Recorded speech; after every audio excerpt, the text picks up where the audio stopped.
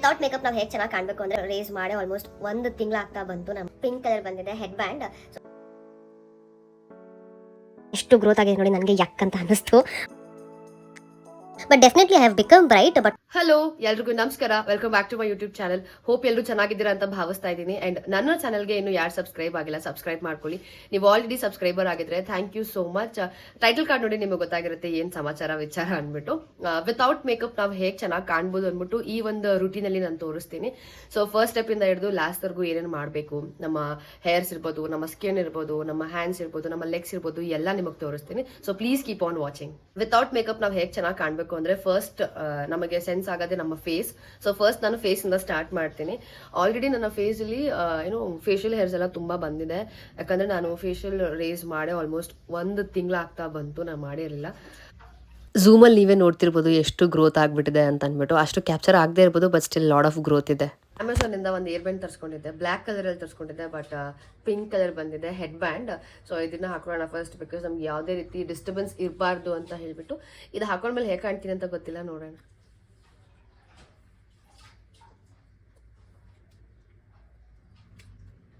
ನನ್ನ ತಲೆಕ್ಕಿಂತ ಇದೇ ದೊಡ್ಡದಾಗಿದೆ.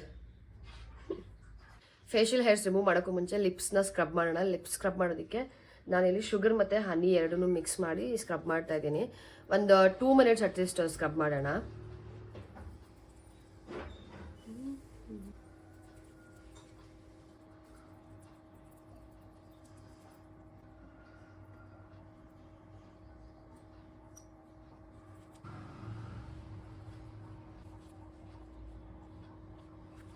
ಲಿಪ್ ಎಲ್ಲ ಸ್ಕ್ರಬ್ ಆಯ್ತಲ್ಲ, ಸೊ ಇವಾಗ ಸ್ವಲ್ಪ ವ್ಯಾಸ್ಲಿನ್ ಹಾಕೋಣ. ಶೇವ್ ಮಾಡೋಕ್ಕೂ ಮುಂಚೆ ನನ್ನ ಫೇಸ್ನ ಎಕ್ಸ್ಫೋಲಿಯೇಟ್ ಮಾಡ್ಕೊಳ್ಳೋಣ. ಎಕ್ಸ್ಫೋಲಿಯೇಟ್ ಮಾಡೋಕ್ಕೆ ನಾನು ಬಳಸ್ತಾ ಇರೋದು ಬಯೋಕ್ಯೂಲ್ ಅವರ ever glow radiance face wash. ನಂಗೆ ಗೊತ್ತು ಎಕ್ಸ್ಫೋಲಿಯೇಟ್ ಅಂದ್ಬಿಟ್ಟು ಇವ್ರೇನಪ್ಪ ಫೇಸ್ ವಾಶ್ ಬಳಸ್ತಾ ಇದಾರೆ ಅಂತ ಅನ್ಕೊಂಡಿರ್ತೀರ ತುಂಬಾ ಜನ. ಎಸ್, ಈ ಫೇಸ್ ವಾಶ್ ನಿಮ್ಮ ಫೇಸ್ನ ಎಕ್ಸ್ಫೋಲಿಯೇಟ್ ಮಾಡುತ್ತೆ. ಇದು ನಿಮಗೆ ಕ್ರೀಮ್ ಬೇಸ್ ಟೆಕ್ಸ್ಚರ್, ನಿಮಗೆ ಬೇಗ ಫೋಮ್ ಆಗುತ್ತೆ.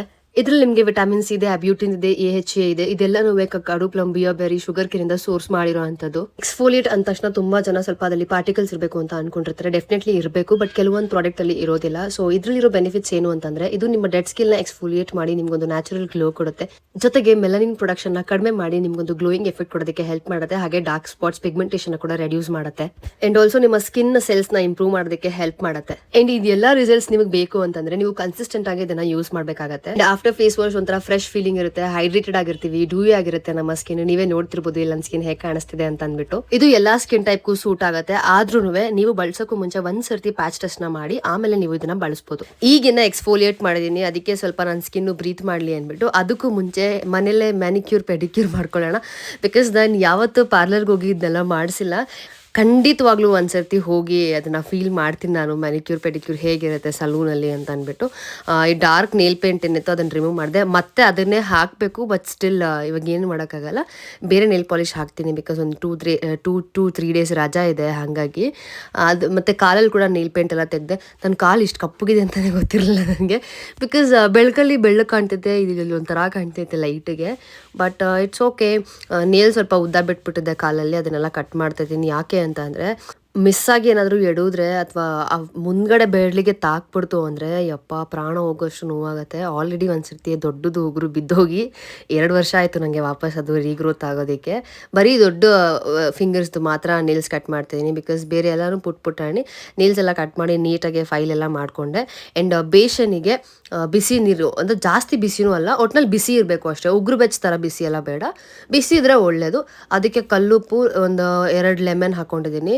ನಿಮಗೆ ಬೇಕು ಅಂತ ಅಂದರೆ ವಿನೆಗರ್ ಹಾಕ್ಕೊಳ್ಬೋದು. ಆ್ಯಂಡ್ ಪ್ಲಮ್ ಅವರ ಬಾಡಿ ವಾಶ್ ಬಳಸ್ತಾ ಇದ್ದೀನಿ. ನೀವು ಬೇಕಿದ್ರೆ ಶಾಂಪು ಯೂಸ್ ಮಾಡಿ, ಅಥವಾ ನಿಮಗೆ ಯಾವುದಾದ್ರೂ ಸೋಪ್ ಇದ್ದರೆ ಆ ಸೋಪ್ನ ಡಿಪ್ ಮಾಡಿ ಈ ಥರ ಮಾಡಿಬಿಟ್ಟು ಕಾಲನ್ನ ಇಲ್ಲ ಅಂದ್ರೂ ಒಂದು 15-20 ನಿಮಿಷ ಹಾಗೆ ಬಿಡಿ. ನಾನು ನನ್ನ ಕೈನೂ ಅದರಲ್ಲೇ ಇಟ್ಟಿದ್ದೆ. ಒಂದು 15 ಮಿನಿಟ್ಸ್ ಅದರಲ್ಲಿ ನೆನೆಸಾದ್ಮೇಲೆ ಫುಡ್ ಕ್ಲೀನರ್ ಬರುತ್ತೆ ಗೊತ್ತಾ, ಬ್ರಷು, ಅದರಿಂದ ನಾವು ಕ್ಲೀನಾಗಿ ಆ ಡೆಡ್ ಸೆಲ್ಸ್ ಎಲ್ಲ ಆಲ್ರೆಡಿ ನೆಂದಿರುತ್ತೆ.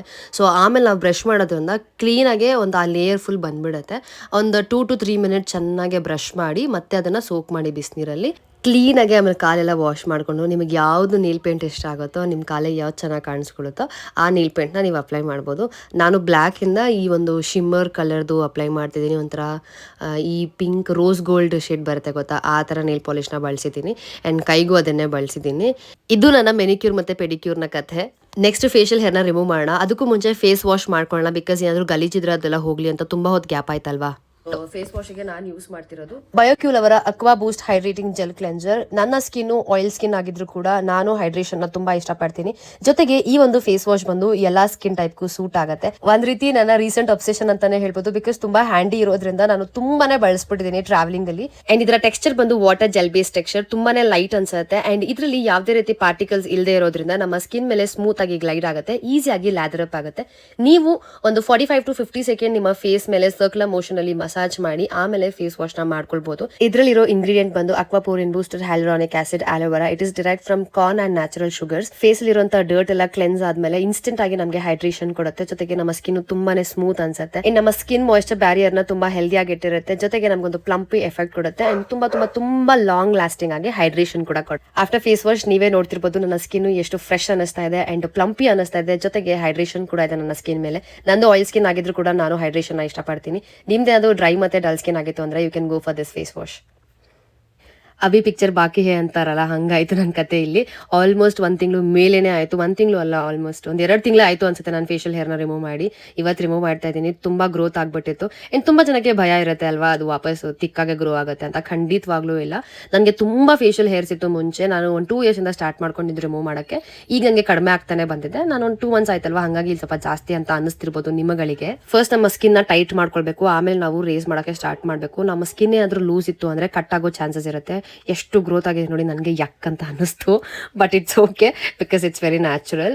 ನಾನೇನಾದ್ರೂ ಒಳ್ಳೆ ಬ್ರ್ಯಾಂಡ್ ರೇಸರ್ನ ಯೂಸ್ ಮಾಡ್ತಿದ್ದೆ, ಅದನ್ನ ಒಂದು 8 ರಿಂದ 9 ಸತಿ ಆದ್ರೂ ಯೂಸ್ ಮಾಡ್ತೀನಿ. ಯಾವ್ದಾದ್ರು ಲೋಕಲ್ ಯೂಸ್ ಮಾಡ್ತೀನಿ ಅಂದ್ರೆ ಒಂದೇ ಸರ್ತಿ ಎಮರ್ಜೆನ್ಸಿಗೆ ಯೂಸ್ ಮಾಡಿ ಆಮೇಲೆ ಎಸ್ತ್ ಬಿಡ್ತೀನಿ. ನೀವೇ ನೋಡ್ತಿರ್ಬೋದು ಎಷ್ಟು ಗ್ರೋತ್ ಆಗಿದೆ ನನಗೆ ಆಫ್ಟರ್ 2 months ಅನ್ಕೊಳ್ತೀನಿ. ಪಕ್ಕ 2 months ಮೇಲೇನೆ ಅನ್ಕೊಳ್ತೀನಿ, ಬಿಕಾಸ್ ಎಷ್ಟು ಬಂದಿದೆ ನೋಡಿ. ನನ್ನ ಮಾರ್ಕ್ಸ್ ಎಲ್ಲ ಕಡಿಮೆ ಆಗಿದೆ ಅಂಡ್ ಒಂಥರ ಅನಿಸ್ತದೆ ನಂಗೇನೆ. ಪಿಂಪಲ್ಸ್ ಇದ್ರೆ ದಯವಿಟ್ಟು ಅದ್ರ ಮೇಲೆ ನೀವು ರೇಸರ್ನ ಹಾಕ್ಬೇಡಿ. ಯಾಕೆಂದ್ರೆ ಅಕಸ್ಮಾತ್ ಆ ರೇಸರ್ ಇಂದ ಗುಳ್ಳೆ ಏನಾದ್ರು ಹೊಡೆದೋಯ್ತು ಅಂದ್ರೆ ಆ ಮಾರ್ಕ್ ತುಂಬಾ ದಿವಸಗಳ ಗಟ್ಲೆ ಇರುತ್ತೆ, ಹೋಗೋದೇ ಇಲ್ಲ ನೀವ್ ಏನೇ ಮಾಡಿದ್ರು ಅಂತ. ಸ್ಟಬ್ಬನ್ ಮಾರ್ಕ್ಸ್ ಅಂತಾರೆ ಗೊತ್ತಾ, ಆ ತರ ಆಗ್ಬಿಡತ್ತೆ. ಆಫ್ಟರ್ ಫೇಸ್ ವಾಶ್ ನಾನು ಇಲ್ಲಿ ಐಸ್ ಕ್ಯೂಬ್ ನ ರಬ್ ಮಾಡ್ತಾ ಇದ್ದೀನಿ. ಆಕ್ಚುಲಿ ರಬ್ ಮಾಡಕ್ಕೆ ಅಂತಾನೆ ಇದ್ರಲ್ಲಿ ಇಟ್ಟಿದೆ, ಬಟ್ ಅದು ಮುರಿದೋಗ್ಬಿಡ್ತು, ಬೇಜಾರಾಗೋಯ್ತು ನಂಗೆ.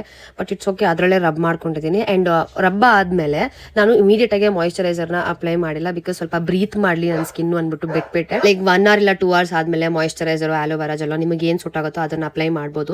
ಯಾಕೆ ನಾನು ಆತರ ಮಾಡ್ತಾ ಇದ್ದೀನಿ ಅಂತಂದ್ರೆ ಕೆಲವೊಂದ್ಸತಿ ರಿಯಾಕ್ಟ್ ಆಗೋ ಚಾನ್ಸಸ್ ಇರುತ್ತೆ. ಇಮಿಡಿಯೇಟ್ ಆಗಿ ರಿಯಾಕ್ಟ್ ಆಗ್ಬಿಡುತ್ತೆ ನಮಗೆ. 1 days ಇಲ್ಲ 2 days ಬಿಟ್ಟು ಅಲ್ಲಿ ರ್ಯಾಶಸ್ ಆಗೋದು ಇಲ್ಲ ಪಿಂಪಲ್ಸ್ ಆಗೋದು ಏನಾದ್ರು ಆಗ್ಬಿಡತ್ತೆ ಅನ್ನೋ ಭಯಕ್ಕೋಸ್ಕರ ಬಿಟ್ಬಿಟ್ಟೆ ನಾನು. ಈ ಮೆಥಡ್ ಫಾಲೋ ಮಾಡೋದ್ರಿಂದ ನಂಗೆ ಸ್ವಲ್ಪ ರ್ಯಾಶಸ್ ಮತ್ತೆ ಪಿಂಪಲ್ಸ್ ಕಡಿಮೆ ಆಗಿದೆ, ಹಾಗಾಗಿ ಇದನ್ನೇ ಕಂಟಿನ್ಯೂ ಮಾಡ್ತೀನಿ. ಅಂಡ್ ನೆಕ್ಸ್ಟ್ ಐಬ್ರೋ ಮಾಡಿಸಿ ಆಲ್ಮೋಸ್ಟ್ 1 ತಿಂಗಳಾಗಿತ್ತು ನಂಗೆ. ನಾನು ಈ ಸರ್ತಿ ಸಲೂನಿಗೆ ಹೋಗ್ಬಿಟ್ಟೇನೆ ಐಬ್ರೋನ ಮಾಡಿಸಿದ್ದೀನಿ. ಯಾಕೆ ಅಂತ ಅಂದ್ರೆ ಶೂಟಿಂಗ್ ಇರೋ ಕಾರಣ ಸ್ವಲ್ಪ ಗ್ರೋತು ಲೇಟಾಗಿ ಆಗುತ್ತೆ ಗೊತ್ತಾ. ನಾವು ರೇಸ್ ಮಾಡಿದ್ರೆ 2 to 3 days ಅಲ್ಲೆಲ್ಲ ಚಿಕ್ಕದಾಗೆ ಪುಕ್ಕಿ ಹೇರ್ಸ್ ಬಂದ್ಬಿಡತ್ತೆ. ಹಾಗಾಗಿ ನಾನೇನ್ ಮಾಡಿದೆ, ಈ ಸರ್ತಿ ಸಲೂನಿಗೆ ಹೋಗ್ಬಿಟ್ಟು ಐಬ್ರೋ ಮಾಡಿಸ್ದೆ. ನಾನು ಯಾವಾಗ ಐಬ್ರೋ ಮಾಡಿಸಿದ್ರು ಬರೀ ಎಕ್ಸ್ಟ್ರಾಸ್ ಮಾತ್ರ ರಿಮೂವ್ ಮಾಡಿಸ್ತೀನಿ, ಆಮೇಲೆ ಒಂದು ಶೇಪ್ ಕೊಡ್ತೀನಿ. ನೀವೇ ನೋಡ್ತಿರ್ಬೋದಿಲ್ಲ ನನ್ನ ಐಬ್ರೋಸ್ ಹೇಗಿದೆ ಅಂತ ಅಂದ್ಬಿಟ್ಟು. And next coming to the body waxing. ನಂಗೆ ಗೊತ್ತು ಬಾಡಿ ವ್ಯಾಕ್ಸಿಂಗ್ ವಿಡಿಯೋ ಆಲ್ರೆಡಿ ನೀವು ನನ್ನ ವ್ಲಾಗ್ಸಲ್ಲಿ ನೋಡಿರ್ತೀರ ಹಳೆಯ ವಿಡಿಯೋದಲ್ಲಿ, ಬಟ್ ಈ ವಿಡಿಯೋದಲ್ಲಿ ಇನ್ಕ್ಲೂಡ್ ಮಾಡ್ಬೇಕು ಅನ್ನಿಸ್ತು ನನಗೆ ಈ ರುಟೀನಲ್ಲಿ, ಹಾಗಾಗಿ ಇದರಲ್ಲಿ ತೋರಿಸ್ತಾ ಇದ್ದೀನಿ ನಿಮಗೆ. ಆ್ಯಂಡ್ ಸ್ಟ್ರಿಪ್ಸ್ ಎಲ್ಲ ಹೇಗೆ ಯೂಸ್ ಮಾಡಬೇಕು ಅಂತ ನಿಮಗೆ ಆಲ್ರೆಡಿ ನಾನು ಮೆನ್ಷನ್ ಮಾಡಿದ್ದೀನಿ ಮುಂಚೆ ವಿಡಿಯೋದಲ್ಲೇ. ಆ್ಯಂಡ್ ಸ್ವಲ್ಪ ಕಷ್ಟ ಆಗುತ್ತೆ ಆ್ಯಂಡ್ ಇರಿಟೇಷನ್ ಕೂಡ ಅನಿಸುತ್ತೆ ನಾವು ವ್ಯಾಕ್ಸ್ ಮಾಡ್ಕೊಳ್ಳೋದು, ಬಿಕಾಸ್ ಯಾರ ಹೆಲ್ಪು ಇಲ್ಲದೆ ಒಬ್ಬರೇ ಮಾಡ್ಕೊಳ್ಳೋದಿದೆಯಲ್ಲ ಅದು ಒಂಥರ ಹಿಂಸೆ. ಬಟ್ ವಿಧಿ ಇಲ್ಲ, ಮಾಡ್ಕೊಳ್ಳೇಬೇಕು. ಪಾರ್ಲರಿಗೆ ಹೋಗಿ ನಾವು ಮಾಡಿಸ್ಬೇಕು ಅಥವಾ ಸಲೂನಿಗೆ ಹೋಗಿ ಮಾಡಿಸ್ಬೇಕು ಅಂತಂದ್ರೆ ತುಂಬ ಕಾಸ್ಟ್ಲಿ. ಇವಾಗ ನಾನು ಒಂದ್ಸತಿ ನ್ಯಾಚುರಲ್ಸಲ್ಲಿ 1900 rupees ಕೊಟ್ಟು ಮಾಡಿಸಿದೆ. ಅದು ರಿಕಾ ವ್ಯಾಕ್ಸ್ ಅಲ್ಲ, ಅದು ಬೀನ್ಸ್ ವ್ಯಾಕ್ಸ್ ಬರುತ್ತೆ ಗೊತ್ತಾ, ಅದರಲ್ಲಿ ಏನೋ ಮಾಡಿಸಿದೆ. But utter waste. ಬರೀ 2 daysಗೆ ವಾಪಸ್ ರೀಗ್ರೋತ್ ಆಗಿಬಿಡ್ತು. ಸಖತ್ ಡಿಸಪಾಯಿಂಟ್ ಆಗೋಯ್ತು ನನಗೆ. 2,000 ಕೊಟ್ಟು ವ್ಯಾಕ್ಸ್ ಮಾಡಿಸಿ ವೇಸ್ಟ್ ಆಗೋಯ್ತಲ್ಲ ಅಂತ. ಅದೇ 1,000 ನಾನು ಇನ್ವೆಸ್ಟ್ ಮಾಡಿ ರಿಕಾ ವ್ಯಾಕ್ಸ್ ತಂದು ಮನೇಲಿ ಇಟ್ಕೊಂಡು ಸ್ಟ್ರಿಪ್ಸ್ಗೆ ಒಂದು 200 rupees ಸ್ಪೆಂಡ್ ಮಾಡಿಬಿಟ್ರೆ ನನಗೆ ಇಲ್ಲಾಂದ್ರೂ ಈ ಒಂದು ವ್ಯಾಕ್ಸ್ ಡಬ್ಬ ಏನಿದೆ ಒಂದು 5 times ಆದರೂ ಬಂದೇ ಬರುತ್ತೆ. ಸೊ ಎಷ್ಟು ಡಿಫ್ರೆನ್ಸ್ ಇದೆ ನೋಡಿ ಕಾಸ್ಟ್ ವೈಸು. ಹಾಗಾಗಿ I prefer at doing home. ಸ್ವಲ್ಪ ಕಷ್ಟ ಆಗುತ್ತೆ, ಅರ್ಥ ಆಗುತ್ತೆ ನನಗೆ, but still it's good. And ಇದು ಬೇಗ ರೀಗ್ರೋತು ಆಗೋದಿಲ್ಲ.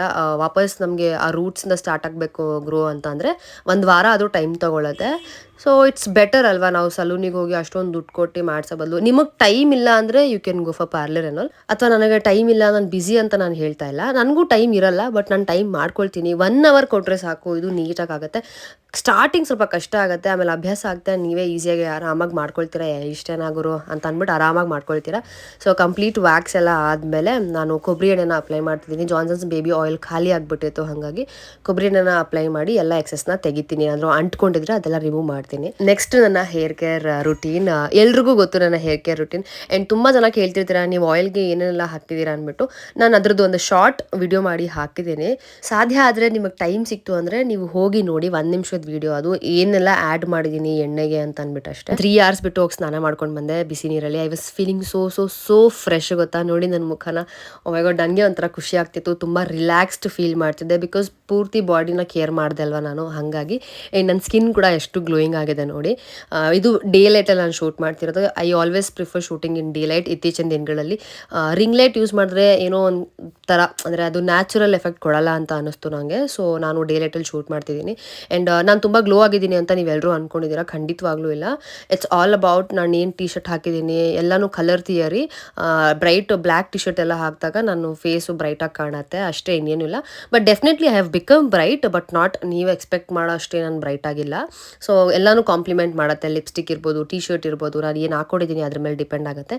ಆ್ಯಂಡ್ ಸ್ವಲ್ಪ ಹೇರ್ ಡ್ರೈ ಎಲ್ಲ ಮಾಡಿಕೊಂಡು ಸ್ವಲ್ಪ ಸ್ಟ್ರೈಟ್ನಿಂಗ್ ಎಲ್ಲ ಮಾಡಿಕೊಂಡೆ, ಬಿಕಾಸ್ ಫ್ರೆಶ್ ಫೀಲಿಂಗ್ ಇರಬೇಕಲ್ವಾ, ಹಾಗಾಗಿ. ಸೊ ಸ್ಟ್ರೈಟ್ನಿಂಗ್ ಎಲ್ಲ ಮಾಡಿಕೊಂಡೆ. ಕೂದಲನ್ನ ಡ್ರೈ ಮಾಡಿ ಆದಮೇಲೆ ಸ್ಟ್ರೈಟ್ನರ್ನ ತಲೆಗಿಟ್ಟು ದಯವಿಟ್ಟು ಒದ್ದೆ ಇರಬೇಕಾದ್ರೇ ಸ್ಟ್ರೈಟ್ನರ್ನ ಬಳಸಬೇಡಿ. ಶಾಕ್ ಹೊಡೆಯೋ ಸಾಧ್ಯತೆ ಇದೆ, ಯಾಕಂದರೆ ನನಗೆ 2-3 ಸಲ ಆ ಥರ ಆಗಿಬಿಟ್ಟಿದೆ. ಆ್ಯಂಡ್ ಲಾರೆಲ್ ಪ್ಯಾರಿಸ್ ಅವರ ಸೀರಮ್ ಅಪ್ಲೈ ಮಾಡ್ತಾ ಇದ್ದೀನಿ. ಆ್ಯಂಡ್ ಇದರಲ್ಲಿ ಏನೆಲ್ಲ ಯೂಸ್ ಮಾಡಿದ್ದೀನಿ ಎಲ್ಲನೂ ಟ್ಯಾಗ್ ಮಾಡ್ತೀನಿ ಆಯಿತಾ. So don't worry. ಆ್ಯಂಡ್ ಡಿಸ್ಕ್ರಿಪ್ಷನಲ್ಲಿ ಲಿಂಕ್ ಕೂಡ ಹಾಕಿರ್ತೀನಿ. ಸೊ ಸ್ನಾನ ಎಲ್ಲ ಆಯ್ತಲ್ಲ, ಹಾಗಾಗಿ ಬಾಡಿ ಲೋಷನ್ ಯೂಸ್ ಮಾಡ್ತಿದ್ದೀನಿ. ಇದು ಒಂಥರ ಸ್ಮೆಲ್ಲು ಚೆನ್ನಾಗಿರುತ್ತೆ, ಫ್ರೆಶ್ ಅನಿಸುತ್ತೆ, ಏನೋ ಒಂಥರ ಅನಿಸುತ್ತೆ, ಹಾಗಾಗಿ ಇದನ್ನು ಅಪ್ಲೈ ಮಾಡ್ತಾಯಿದ್ದೀನಿ. ಇದಾದಮೇಲೆ ಸ್ವಲ್ಪ ಲಿಪ್ ಬಾಮ್ ಅಪ್ಲೈ ಮಾಡಿದೆ. ಡ್ರೈ ಆಗಿಬಿಟ್ಟಿತ್ತು ನನ್ನ ಲಿಪ್ಪು. ಸ್ನಾನ ಮಾಡ್ಕೊಂಡು ಬಂದೆ ಅಲ್ವಾ ಬಿಸಿನೀರಲ್ಲಿ, ಹಾಗಾಗಿ ಸ್ವಲ್ಪ ಒಂಥರ ಡಿಹೈಡ್ರೇಟೆಡ್ ಆದಂಗೆ ಆಗಿಬಿಡುತ್ತೆ ಬಿಸಿ ನೀರಿಗೆ. ಸೊ ಲಿಪ್ ಬಾಮ್ ಎಲ್ಲ ಅಪ್ಲೈ ಮಾಡಿದೆ. ಇದು ನನ್ನ ಫೈನಲ್ ಲುಕ್. ಹೇಗೆ ಕಾಣಿಸ್ತಾ ಇದ್ದೀನಿ ಅಂತ ಕಮೆಂಟ್ ಸೆಕ್ಷನಲ್ಲಿ ತಿಳಿಸಿ. ನನಗಂತೂ ಸಕ್ಕತ್ತಾಗಿತ್ತು, ಫ್ರೆಶ್ ಫೀಲಿಂಗ್ ಇತ್ತು, ತುಂಬ ರಿಲ್ಯಾಕ್ಸ್ಡ್ ಆಗಿದೆ. ಆ್ಯಂಡ್ ಇದೆಲ್ಲ ಆದಮೇಲೆ ಹೋಗಿ ಒಂದು 3 to 4 hours ನಿದ್ದೆ ಮಾಡಿದ್ದೀನಿ ಚೆನ್ನಾಗೆ. ಸಕ್ಕತ್ತಾಗಿತ್ತು ಅದು. ನಿದ್ದೆ ಎಲ್ಲ ಆದಮೇಲೆ ಒಂದು ರಿಲ್ಯಾಕ್ಸ್ ಫೀಲಿಂಗ್ ಇರುತ್ತೆ ಗೊತ್ತಾ, ಬಿಸಿ ನೀರೆಲ್ಲ ಸ್ನಾನ ಮಾಡಿಕೊಂಡು ನಮ್ಮ ಹೋಲ್ ಬಾಡಿನ ಕೇರ್ ಮಾಡಿ ಆಮೇಲೆ ಅದು ಮಲ್ಕೊಂಡು ಎದ್ದೊಳೋದಿದೆ ಗೊತ್ತಾ, ಅದೊಂಥರ ಚೆನ್ನಾಗಿರುತ್ತೆ ಫೀಲಿಂಗ್. ಸೊ ಇಷ್ಟೇ ಇವತ್ತಿನ ವಿಡಿಯೋ. ನಿಮ್ಗೆ ಇಷ್ಟ ಆಯಿತು ಅಂತ ಭಾವಿಸ್ತಾ ಇಲ್ಲಿಗೆ ಎಂಡ್ ಮಾಡ್ತೀನಿ. ಓಕೆ.